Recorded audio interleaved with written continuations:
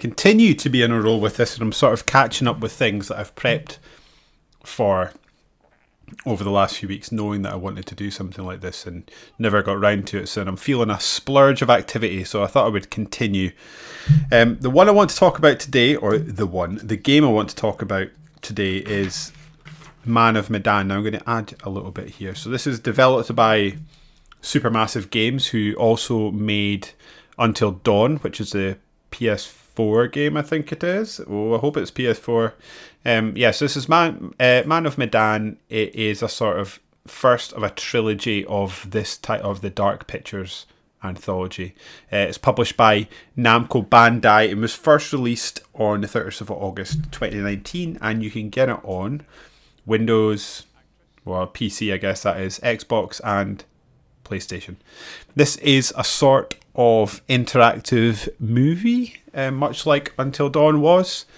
It takes place, it takes place for the most part at sea, and it takes place, again, sort of 50-50, well, it's less than 50-50, but on two different vessels predominantly, in which the characters go searching for some sort of buried treasure under the sea that had been sunk. They have their boat then hijacked, and they find themselves on an abandoned ghost ship trying to fight for survival while apparently supernatural activities unfold around them. Again, like I said, this is in the same sort of ilk as Until Dawn, and I feel like this is such a lazy way to describe it, but for people that like this sort of game, or you're in the mood with this sort of game, I think this is a decent one of those. It's by no means the best. I think of the ones I've played, Until Dawn is still the best. I do plan on going to complete the Dark Pictures anthology after having played this. The second one, I'm now blanking on the name, but the second game in this sort of trilogy, loosely speaking, is meant to be the worst of the three. But I am looking forward to getting it. The one that they've released most recently, which is, I don't think part of this, but made by the same people as The Quarry, which seems to be getting received very, very well. I guess the two things that you'll be looking for in this game, coming to it, if you're wanting to play this type of game, is one, how the game is visually. I mean, it's decent, and how the story is the story captivating / interesting, and is it delivered well? I'd say the story is very, very simple. It doesn't really go through many leaps and twists and stuff, and once you sort of figure out what's going on, it does feel like a fairly straight bat game.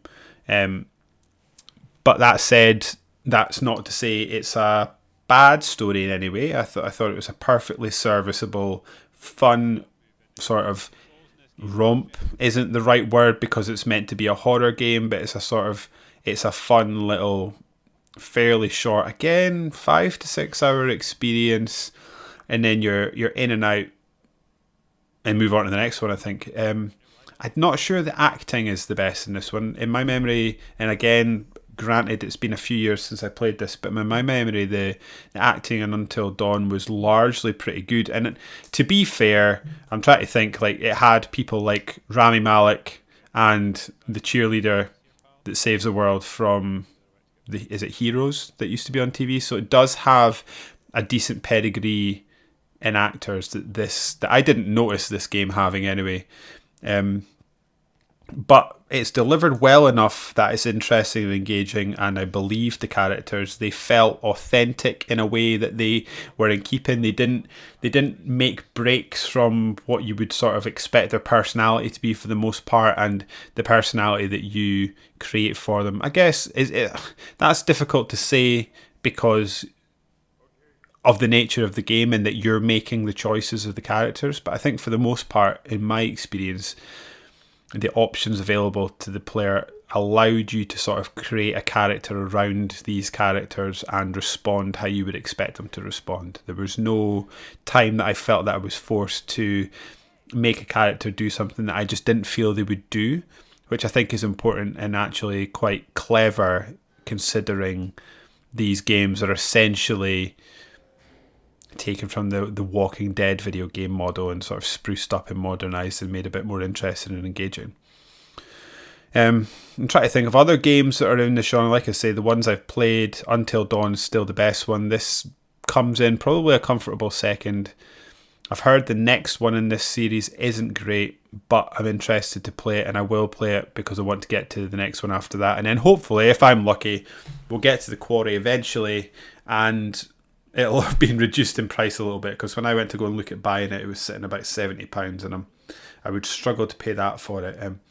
When I played this, I think it was initially on Game Pass. I don't know if it is anymore. I ended up buying it and it was fairly cheap, around about a fiver. I think I got it on CD keys.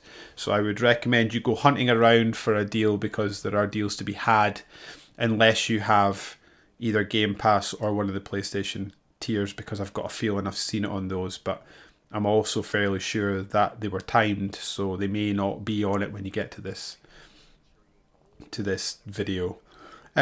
Yeah, overall, it's a game that the graphics are serviceable, not great. The characters are fun. The story's engaging, if not overly complex. And it's just a simple, brainless... If this was a real movie, think of this as like a 90-minute thriller. Get in, get out, enjoy your ride, but then don't think about it, and it's not going to win any Oscars. That's how I feel about Man in the Medan.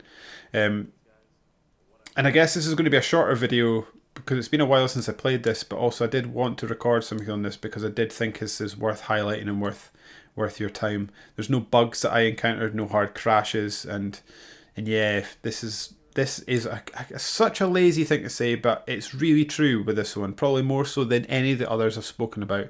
If this is genres in your bag, or you're interested in this genre, this is a good one of those. It's not a bad one of those. It's not going to be boring. And yeah, check it out.